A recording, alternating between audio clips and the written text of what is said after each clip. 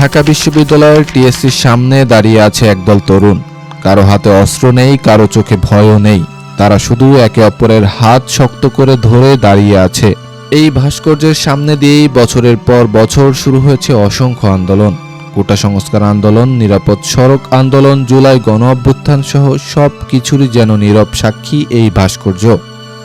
কিন্তু প্রশ্ন হলো, এই ভাস্কর্যের নাম রাজু ভাস্কর্য কেন? কে ছিলেন রাজু? তিনি কি কোনো মহান রাষ্ট্রনায়ক, মুক্তিযুদ্ধের কোনো সেক্টর কমান্ডার, নাকি কোনো বিখ্যাত রাজনীতিবিদ?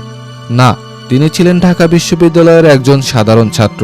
মাত্র 23 বছর বয়সে এমন এক আত্মত্যাগ করেছিলেন, যার কারণে আজও বাংলাদেশের সবচেয়ে পরিচিত প্রতিরোধের প্রতীক হয়ে আছেন তিনি।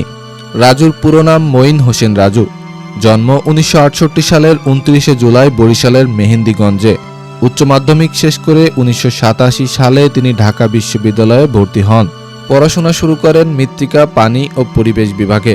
থাকতেন ডক্টর মোহাম্মদ শহীদুল্লাহ হলের 122 নম্বর কক্ষে। কিন্তু বিশ্ববিদ্যালয়ে এসে জড়িয়ে পড়েন ছাত্র রাজনীতিতে।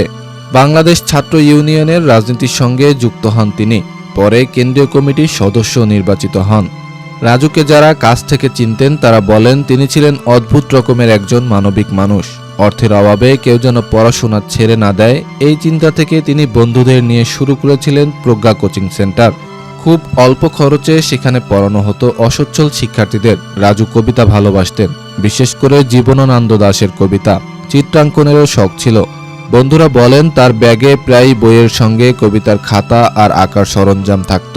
1990 সাল, বাংলাদেশে চলছিল স্বৈরশাসক হুসাইন মোহাম্মদ এরশাদের বিরুদ্ধে ঐতিহাসিক গণ আন্দোলন। রাজুও সেই আন্দোলনের সক্রিয় অংশগ্রহণকারী ছিলেন। তবে ইতিহাসের একটি বিষয় পরিষ্কারভাবে মনে রাখা জরুরি, রাজু সেই আন্দোলনে শহীদ হননি। তিনি আন্দোলনে অংশ নিয়েছিলেন, কিন্তু মৃত্যু ঘটে 2 বছর পর এক সম্পূর্ণ ভিন্ন ঘটনায়। 1992 সালের 13ই মার্চ, ঢাকা বিশ্ববিদ্যালয়। দেশে তখন নতুন সরকার, কিন্তু বিশ্ববিদ্যালয় ক্যাম্পাসে ছাত্র রাজনীতি ক্রমেই সহিংস হয়ে উঠেছিল। সেদিন ছাত্রলীগ এবং ছাত্রদলের সশস্ত্র কর্মীদের মধ্যে গোলাগুলি শুরু হয়। ক্যাম্পাস জুড়ে আতঙ্ক ছড়িয়ে পড়ে। সাধারণ শিক্ষার্থীরা কোথায় যাবে বুঝতে পারছিল না।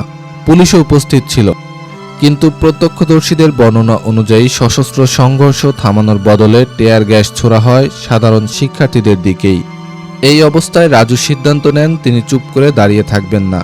তিনি 8টি বামপন্থী সংগঠনের জোট গণতান্ত্রিক ছাত্র ঐক্যের একটি শান্তিপূর্ণ প্রতিবাদ মিছিলের নেতৃত্ব দেন। তাদের উদ্দেশ্য ছিল একটাই, ক্যাম্পাসের সন্ত্রাসের বিরুদ্ধে প্রতিবাদ। তারা একজন আরেকজনকে ধরে মানব শৃঙ্খল তৈরি করে এগোতে থাকেন। আজ যে ভঙ্গিতে রাজু ভাস্কর্যের মূর্তিগুলো দাঁড়িয়ে আছে, সেই ভঙ্গিই ছিল সেদিনের বাস্তব দৃশ্য। মিছিলটি টিএসসি এলাকায় পৌঁছায়। উপাচার্যের বাসভবন থেকে মাত্র 100 গজ দূরে হঠাৎ সশস্ত্র হামলা শুরু হয়। একটি রাজুর মাথায় এসে লাগে। তিনি মাটিতে লুটিয়ে পড়েন। বন্ধুরা দ্রুত তাকে ঢাকা মেডিকেল কলেজ হাসপাতালে নিয়ে যান। চিকিৎসকেরা চেষ্টা করেছিলেন, কিন্তু রাত 10:30টার দিকে মঈন হোসেন রাজু শেষ নিঃশ্বাস ত্যাগ করেন। রাজুর মৃত্যুর পর ঢাকা বিশ্ববিদ্যালয়ে শোকের ছায়া নেমে আসে। প্রশ্ন উঠতে থাকে, একটি বিশ্ববিদ্যালয় যেখানে জ্ঞানের চর্চা হওয়ার কথা, সেখানে কেন অস্ত্রের দাপট? কেন সাধারণ শিক্ষার্থী শিকার হবে? রাজুর হত্যার দাবিতে শুরু হয় নতুন আন্দোলন, কিন্তু বছরের পর বছর কেটে গেলেও এই হত্যাকাণ্ডের বিচার নিয়ে বিতর্ক ও ক্ষোভ রয়ে গেছে। বন্ধুরা চেয়েছিলেন রাজুকে যেন মানুষ ভুলে না যায়।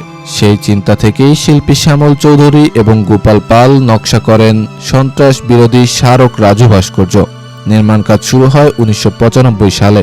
উদ্বোধন হয় 17 সেপ্টেম্বর 1997 সালে। অনেকেই মনে করেন ভাস্কর্যের একটি মূর্তি রাজুর প্রতিকৃতি। আসলে তা নয়। এখানে থাকা 8টি মানব মূর্তি প্রতীকী। তারা একসঙ্গে দাঁড়িয়ে আছে ঐক্য, প্রতিরোধ আর সন্ত্রাস বিরোধী অবস্থানের প্রতীক হিসাবে।